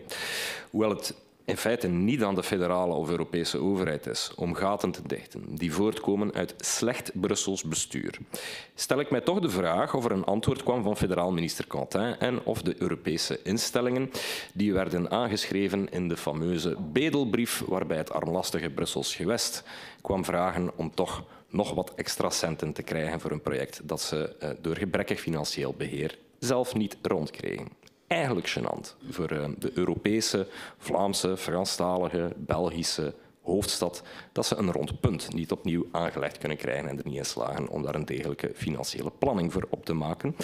3. Wat met de Europese relancelening van 17 miljoen euro? Er was een deadline van 30 juni, als ik het goed voor heb. Wat betreft de aanbesteding van die fameuze luifel, dat zou verstreken zijn. Is Brussel dat geld nu effectief kwijt of niet? Het zou niet de eerste keer zijn dat een gemeente of het Brussels gewest op Europese subsidies aanspraak maakt, dan verknoeit en uiteindelijk die financiering kwijtgeraakt. Ik dank u alvast voor uw antwoorden. Dank u wel. Et pour terminer le tour des questions, Madame Benani. Je vous remercie, Madame la Présidente. Finalement, l'histoire du haut-vent de la place Schuman est finalement une mauvaise telenovela. Pourquoi? Parce qu'elle exprime l'incapacité finalement de notre région à mener des projets d'envergure et d'aller jusqu'au bout. Un dérapage budgétaire de 12 millions d'euros. Donc on passe de 30 à 12 millions d'euros. Belleris a confirmé en août dernier, dans une lettre officielle au gouvernement bruxellois, qu'elle poursuivrait le réaménagement du rond-point sans l'auvent prévu initialement dans le projet. Belleris souligne que le gouvernement bruxellois n'a pas répondu aux questions relatives au financement de l'auvent et qu'un changement d'orientation entraînera désormais des démontages, des destructions irréversibles et des coûts supplémentaires. Pour rappel, et je dois quand même le dire parce que c'est quand même un non-sens, quand on n'a plus les moyens de payer cet auvent, suite finalement à une sorte de dérapage budgétaire, on a été quémander de l'argent à la Commission européenne. Et j'ai envie de vous dire, mais quelle honte! Mais quelle honte, les amis, d'aller demander de l'argent à la Commission européenne. Nous ne sommes pas capables de tenir nos budgets, mais nous allons demander quémander, qui a évidemment essuyé un refus sans égale mesure. Alors oui, le haut-vent aurait rendu cette place vraiment magnifique, mais très sincèrement, est-il nécessaire? Pensez-vous que les gens vont aller s'installer place Schuman pour aller prendre leur déjeuner, leur petit déjeuner, alors que se trouve à 100 mètres le parc du Cinquantenaire? Le réaménagement de la place Schuman était nécessaire. Mais est-ce que ce haut-vent, qui est extrêmement coûteux, est-il une absolue nécessité? Vous avez suivi une fin de non-recevoir de Belleris, et finalement, ça traduit une incapacité de pouvoir mener des projets à terme et des projets sensés. Parce qu'encore une fois, je ne vois pas qui va aller prendre son lunch, place Schuman, alors que le parc du Cinquantenaire se trouve à 100 mètres. Donc, Madame la Ministre, j'ai envie de vous dire, qu'en est-il du haut-vent? Allez-vous sur budget, enfin, il appartiendra au prochain gouvernement, évidemment, de financer cela? Allez-vous poursuivre dans j'ai envie de vous dire, dans ce projet ubuesque du haut-vent qui, outre nous a fait perdre une forme de crédibilité auprès des institutions européennes, finalement traduit une incapacité de Bruxelles à mener ses projets à terme. Je vous remercie, Madame la Présidente. Merci. Maintenant, Madame la Ministre, c'est à vous. Merci pour vos questions. Alors, tout d'abord, le réaménagement de la place Schuman et ses abords est un projet d'envergure qui vise à requalifier l'espace public afin d'en faire un lieu attractif et agréable. C'est le centre du quartier européen. Alors, oui, ça mérite d'être un espace emblématique, faire en sorte que ce soit attractif, agréable à la déameublement et au séjour. Autre fois nœud aussi de congestion dangereux, le rond-point doit devenir un espace plus public accessible, plus apaisé. Les abords seront évidemment fortement améliorés. Je vous avoue toutefois avoir mal, je vais commencer avec la position du MR parce que pendant la dernière législature, j'ai eu, je pense, chaque 3 mois une question de M. Weizmann qui s'opposait fortement contre cet auvent, mais je comprends maintenant que vous êtes dessus qu'on ne fait pas cet auvent. Alors cet auvent, et on peut avoir des opinions là-dessus, elle a fait partie d'un concours d'architecture. Même avant que je sois mis en place, c'était encore M. Smith qui était dans l'époque, qui a mené ça en contact avec les institutions européennes, qui sont aussi évidemment très présentes dans les alentours, et un concours d'architecture, et le projet qui a été choisi est le projet avec l'auvent. Il y a des adaptations pour verdriser plus qui ont été faits dans la législature précédente, mais le projet, en gros, en résultat, évidemment, dans sa totalité, doit être gardé. Il y a aussi des adaptations et des surcoûts qu'ils ont fait aux nouvelles contraintes en matière de sécurité, ainsi dit, demandées par le CIAMU et les services de police. Aussi, la pandémie, Covid, l'inflation des prix et les matériaux de construction ont fait qu'il y a une augmentation des prix. Zoals het al gezegd is geworden, betekent die stijging van de prijzen. Er is normaal een werkingssysteem met Beliris. Een systeem waar ik eigenlijk wel mijn vragen bij heb, maar dat historisch zo is, waarbij dan een project door Beliris gebeurt en alle meerkosten zijn voor het Brussels gewest. Dus op het moment dat er meerkosten zijn, richt Beliris zich naar het Brussels gewest. In het verleden zochten we ook altijd oplossingen vanuit het Brussels gewest om die meerkost te dragen. Hetzelfde systeem bestaat voor de metro. Ik denk dat jullie weten hoe goed dat systeem op die manier werkt. En dat zeg ik met enige cynisme. Hier is dat ook het geval.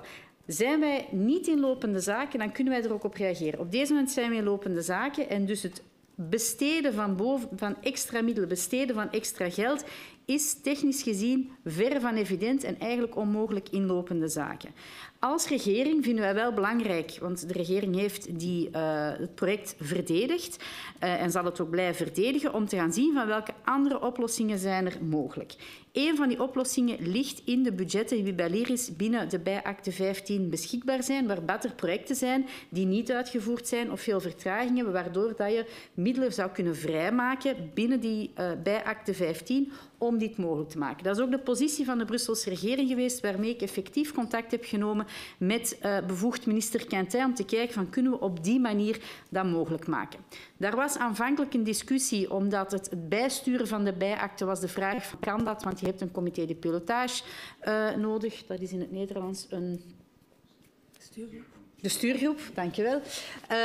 Die moet heraangepast worden. Daar was eerst discussie over of dat consulang Brussel in lopende zaken is. Dat is al juridisch onderzocht, dat is mogelijk. Dus het is technisch mogelijk om te gaan kijken om die verschuiving te doen. Dat is natuurlijk een vraag die ook de federale overheid mee moet ondersteunen. Tot nu toe krijgen wij het signaal dat dat niet de wens is via minister Quintin om die middelen effectief daarvoor vrij te maken. Daar is een discussie, zoals mevrouw Benna zegt van ja, willen wij zoveel middelen aan een luifel geven? Dat is een politieke vraag. Maar als Brusselse regering hebben wij de positie genomen dat we zeggen van kijk, dat is het resultaat van een architecturale wedstrijd geweest. Wij verdedigen dat project en in lopende zaken kunnen we dus niet anders dan ook die positie behouden. Les risques liés à une non-exécution ont été... Dus dat is één kanaal dat bewandeld is.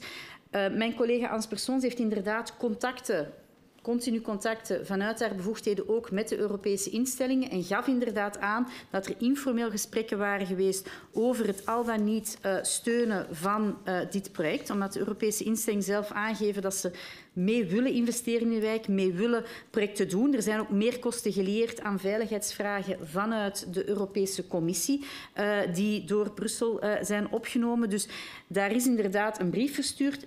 na informele contacten, maar ik weet dat dit gesprek ook al in de commissie Territoriale Ontwikkeling beantwoord is geworden door mevrouw Ans Persoons. Le risque lié à une non-exécution, évidemment, ont été analysés. Il ressort qu'un permis modificatif devrait être sollicité après Urban pour régulariser le projet qui ne sera donc pas exécuté dans son entièreté. Les indemnisations pourraient également être dues aux architectes, mais ces coûts restent évidemment largement en dessous du coût de réalisation et d'entretien annuel d'une telle structure. Estimé pour l'entretien, c'est aussi une question de 250 000 € par an pour le nettoyage, les réparations et les inspections techniques et l'entretien de la toiture. Le projet dans son ensemble fait l'objet d'un financement RRF, alors la suppression de l'auvent permet de mieux respecter les délais et d'assurer ce financement. Alors ce n'est pas parce qu'on ne fait pas l'auvent, c'est il faut pour le RRF, il faut que les travaux sont finis et les factures sont envoyées devant un certain délai. Alors là, c'est le contraire du risque. Le CRMS avait en effet remis un avis défavorable et les études de perspective avaient été réalisées en conséquence. Urban s'est positionné en faveur de l'auvent en fonction des remarques émises et des résultats des perspectives. Évidemment, s'il n'y a pas l'auvent, il faut regarder à quelles alternatives à faire et avoir une discussion aussi avec les architectes pour faire en sorte que ce projet et cet endroit quand même emblématique dans la région ne devient pas juste une oase de béton, ce qui est le risque si on ne met pas l'auvent. Alors, personnellement, je pense que si on ne fait pas l'auvent, je serais demandeur de dire, OK, adaptons le projet.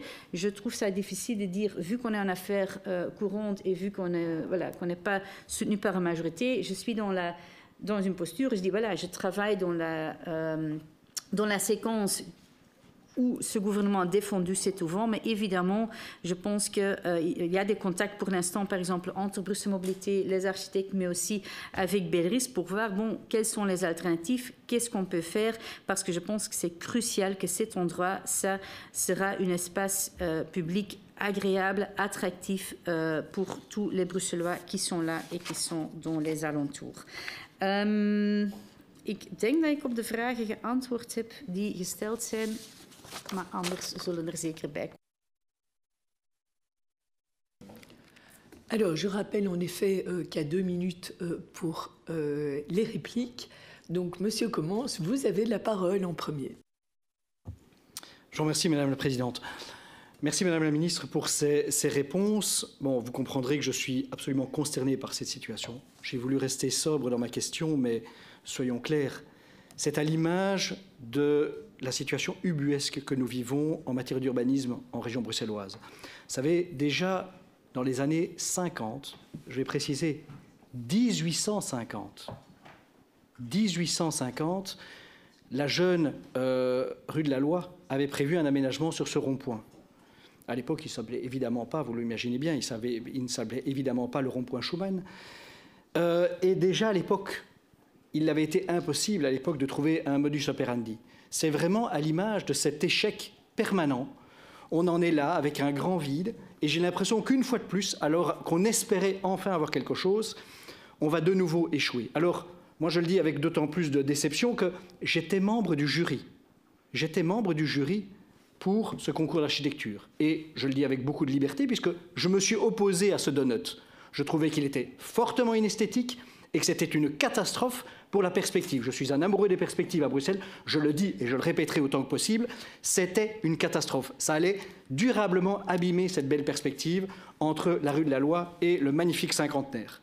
Cela étant, à un moment donné, il y a aussi des obligations de la région et une fois de plus, on se vautre lamentablement sur un projet comme celui-là. On n'est pas crédible vis-à-vis des autorités européennes, fédérales, communales non plus, et évidemment auprès des citoyens. Je crains évidemment des indemnisations, et je vous le dis ici, je suis absolument hébété quand je vois que vous ne parlez déjà que, heureusement d'une certaine façon, on n'a pas ce donut, parce que quand j'entends qu'on aurait prévu 250 000 € par an simplement pour l'entretien basique de ce donut, heureusement qu'il ne verra pas le jour si je vois ça, parce que c'est, je trouve, complètement aberrant. 250 000 € simplement pour l'entretien Donc il y a de quoi vraiment être inquiet. Je suis même surpris que ça n'ait pas été, il n'y ait pas eu un warning au départ par rapport à ça. Alors, soyons optimistes. Il y a un comité de pilotage pour corriger le tir. Ça, c'est bien. Mais pour voir quoi et quand, sous quel délai. Si on est de nouveau avec un grand trou pendant 10 ans, eh bien, on aura évidemment raté le coche une fois de plus. J'espère qu'on aura à cœur de mettre toutes les autorités autour de la table au plus vite, y compris la CRMS, pour redémarrer avec quelque chose qui a un peu de tenue, qui a un peu de gueule. Pourquoi pas une fontaine, quelque chose qui mette en valeur l'Union européenne, qui montre que nous pouvons faire mieux aujourd'hui et que nous pouvons sortir par le haut en matière d'urbanisme, en matière d'aménagement urbain. Et je pense que là, vous avez encore quelques cartes entre vos mains, puisque, a priori, vous serez toujours en charge. En tout cas, je ne sais pas si ce sera toujours les mêmes fonctions, mais dans le futur gouvernement que j'appelle de mes voeux. Merci. Meneer Dijl. Dank u wel, mevrouw de voorzitter. Bedankt, mevrouw de minister, voor de antwoorden. Op mijn vraag rond de vergunning heeft u geantwoord dat er effectief een permis modificatief, dus een wijzigingsvergunning, moet aangevraagd worden. Kunt u ook preciseren of daarvoor een openbaar onderzoek vereist is en wat de timing daarvoor is? Want dat heb ik niet gehoord. Wat is de impact op de timing? Te gronde ben ik het helemaal eens met de analyse van collega Comas de Brachin. Het zicht op de Saint-Contenaire wordt hierdoor verstoord. Als je kijkt naar grote steden zoals Parijs, de Champs-Élysées, de Arc de Triomphe, la Grande Arche, dat is één perspectief. Dit is een van de weinige perspectieven in Brussel, we hebben er niet zoveel, die hiermee wordt doorbroken. Ik begrijp dit niet. Ook als ontmoetingsplek is zo'n donut, zoals de collega het noemt, ik noem het eerder een ufo die neerdaalt in de stad, is dat geen goede optie. U zegt dat in lopende zaken u daarover niet kunt beslissen. U kunt dat wel. Dat is een beslisdossier dat op een goede manier moet afgewerkt worden. Het is eigenlijk een schande dat het zo lang duurt. Men moet dit afronden, ook voor de Europese Commissie en alle Europese diensten. Daar is het belangrijk dat deze werf zo snel mogelijk wordt afgerond. Wat ons betreft zonder luifel. Daarin moet de regering in lopende zaken haar verantwoordelijkheid nemen. Dank u wel, meneer Verstraet. Ja, dank u wel, mevrouw de voorzitter. Kijk, luifel of geen luifel, eigenlijk maakt mij dat niet zo heel erg veel uit, alhoewel dat ik gevoelig ben voor de argumenten van collega's Comas de Brachin en collega Dalle, en dat ik ook denk dat je historische stadsgezichten best respecteert, dat je daar iets aan kan toevoegen, maar als je ze blokkeert, dat dat een spijtige zaak is. Maar luifel of geen luifel, peu importe, ergens. Wat ik vooral vaststel, is dat u zegt, wij willen de luifel, wij verdedigen de luifel, maar eigenlijk kunnen we niet. Is dat nu niet de samenvatting van heel het Brussels beheer van heel deze situatie? Willen, maar niet kunnen. Want je wilt de luifel, maar er is geen geld voor. En u hebt niet geantwoord op mijn vraag of dat de Europese instellingen met extra geld gaan komen. Ik denk het niet, eerlijk gezegd. Het antwoord van federaal, die zeggen van wij hebben eigenlijk geen goede communicatie gehad. U zegt hier nu iets anders. Daar klopt ergens ook iets niet aan dat verhaal. En u hebt ook niet geantwoord op de vraag over die relancelening die daarbij betrokken is. Deadline 30 juni. Wat gebeurt daar nu mee? Zijn we dat geld kwijt of kunnen we dat geld behouden? Maar op het einde van de dag is dit eigenlijk een beetje een schandalig dossier. Als je erover nadenkt, komt het er gewoon op neer dat we dus met het Brussels gewest een rond punt niet kunnen aanleggen. Dat is de essentie van het imago dat wij hier slaan. En ik stel mij ook de vragen, opnieuw, het is een beetje willen, maar niet kunnen.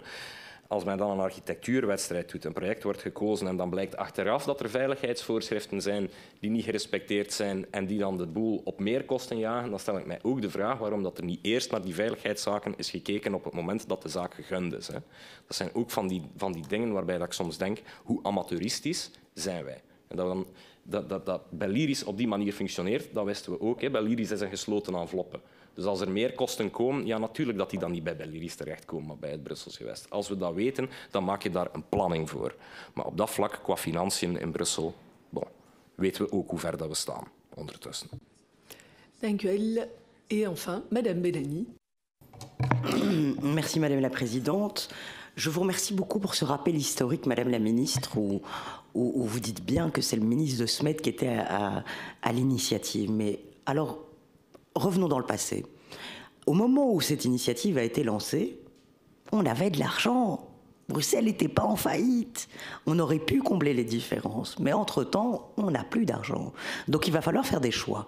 Et vous avez raison, Place Schuman est un endroit déterminant et structurel à Bruxelles qui mérite vraiment un bel aménagement. Mais est-ce que ce auvent répond finalement à toutes ces conditions d'aménagement? Est-ce que c'est là la volonté et les perspectives qu'on a envie de donner? Alors oui, c'est un endroit stratégique. Mais souvenez-vous, donc on retourne dans le passé, on part de la perspective où la Commission européenne, tous les travailleurs travaillent 5 jours semaine. Maintenant c'est fini, ils font du télétravail. Et donc il faut pouvoir la réaménager vers aussi le cinquantenaire, de sorte que, bon, on peut créer un parcours, ça peut être quelque chose de très frais, de très beau, mais aujourd'hui, je ne pense pas que nous ayons les moyens de pouvoir combler ce fameux auvent, et je ne crois vraiment pas que la Commission européenne interviendra financièrement. Je vous remercie. Merci, Madame la Ministre. Les questions complémentaires. L'incident est clos et nous laissons la possibilité à Madame la Ministre de rejoindre les négociations. Je vous souhaite à tous... Oui, il y avait des questions complémentaires, mais apparemment... Oui.